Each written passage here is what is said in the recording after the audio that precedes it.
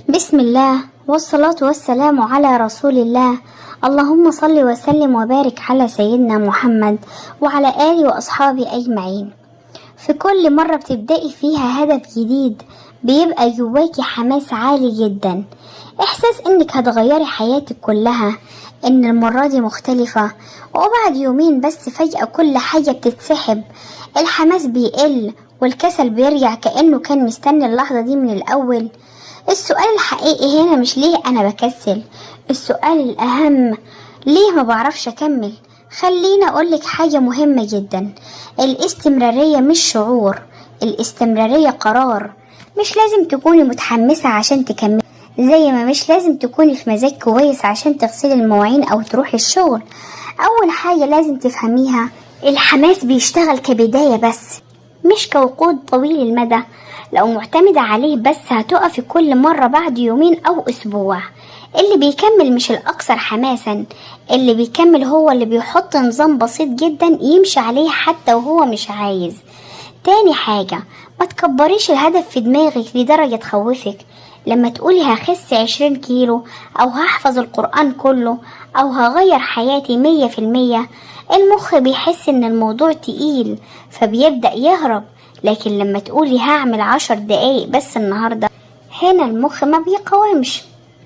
تالت حاجة، الكسل مش عدوك الحقيقي، اللي بيضيعك هو فكرة هبدأ بكرة. بكرة دي أكبر فخ، كل مرة بتأجلي فيها بتعودي مخك إن التأجيل عادي، ومع الوقت بيبقى هو الطبيعي. تمرين بسيط جدا ليك النهاردة، اختاري هدف واحد بس وحوليه لأصغر خطوة ممكنة جدا. مثلا لو عايزة تنظمي وقتك 5 دقايق ترتيب بس، لو عايزة تقري صفحة واحدة، لو عايزة تتمرني 5 دقايق حركة. المهم مش الحاجة، المهم الاستمرار. النهاردة بقى هنتكلم عن حاجة أهم، ازاي ترجعي تاني بعد ما توقفي. لأن الحقيقة اللي لازم تتقبليها، مفيش حد بيكمل 100% من غير توقف. المشكلة مش انك وقفتي، المشكلة انك لما بتقفي بتقولي خلاص انا فشلت. اول نقطة، الوقوع مش فشل، الوقوع توقف مؤقت. يعني لو انقطعت يومين، اسبوع، شهر، ده معناه انك رجعت للصفر. بس الشيطان بيحب يقنعك كده عشان تسيبي خالص. اوعي تصدقي فكرة طالما وقفتي يبقى خلاص ملهاش لازمة. ابدأي تاني كأن مفيش حاجة حصلت. تاني نقطة، ما تستنيش الإحساس يرجع عشان ترجع. أكبر كذبة بنقع فيها، هبدأ لما اتحمس تاني. لا، الحماس بيرجع بعد ما تبدأي مش قبل. يعني الطبيعي ابدأي الأول وبعدها المخ يلحقك بالحماس. تالت نقطة، خطة الرجوع السريع. لما تقعي ما تقعديش تفكري كتير، اعملي قاعدة بسيطة، أول يوم رجوع بيساوي 5 دقايق بس، مش ساعة، مش خطة كبيرة، بس رجوع. ليه؟ عشان أهم حاجة عندك مش الشدة، أهم حاجة كسر الانقطاع. رابع نقطة، اللي بيكمل مش اللي ما بيغلطش، اللي بيرجع بسرعة. في ناس بتقف شهر وفي ناس بتقف يومين بس وبترجع. الفرق مش في الوقوع، الفرق في سرعة الرجوع. تمرين عملي ليكي دلوقتي، اختاري حاجة وقفتي فيها قبل كده واكتبي قدامها هبدأ فيها تاني لمدة 5 دقايق بس النهاردة، من غير تفكير، من غير ضغط. ازاي تمنعي نفسك اصلا من انك تقفي كل شوية؟ اول فكرة لازم تثبتيها، الكسل مش بيجي فجأة، الكسل بيجي من سلسلة صغيرة جدا من التسويف. يعني مش بتقولي مش هعمل مرة واحدة، ده بيبدأ مش دلوقتي، بكرة، بعده، وبعدين انقطاع كامل.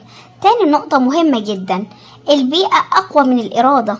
لو مستنية نفسك تبقي قوية طول الوقت هتتعبي، لكن لو غيرت البيئة حواليكي، الموبايل بعيد، وقت ثابت لهدف، حاجة بسيطة قدامك تذكرك، هتلاقي نفسك بتتحركي من غير ما تفكري كتير. تالت نقطة، اعملي هدفك سهل جدا لدرجة ما ينفعش ترفضي. مش هغير حياتي لكن هفتح الكتاب 5 دقايق، هتحرك 3 دقايق، هرتب حاجة واحدة بس. الفكرة ان البداية تبقى اسهل من انك تكسلي. رابع نقطة، ما تعتمديش على يوم كامل مثالي. في ناس تقول يا ابدأ صح يا بلاش، وده اكبر سبب للفشل. لان الطبيعي ان يومك يبقى فيه يوم كويس، يوم نص نص، يوم تعبان. المهم مش الكمال، المهم الاستمرارية. تمرين مهم جدا.